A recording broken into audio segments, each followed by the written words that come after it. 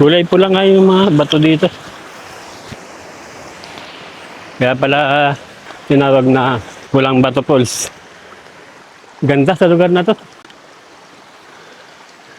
Parang biniyak yung magkabilang bato para magkaroon ng daan yung ilog.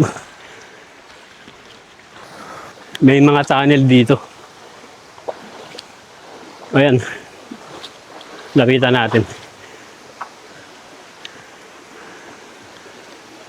Itong tunnel na to, ito. Maraming mga tunnel dito. Siguro yung mga nagte-treasure hunt. Meron din doon banda doon. At banda doon, meron pa.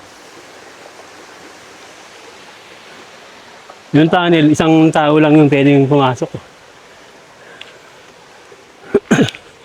Makikipot yung daan. Lakad namin yung malaking bato. Ito, may falls din dito.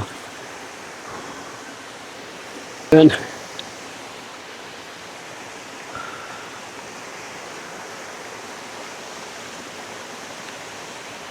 Ayan, may falls, tapos may tunnel din doon.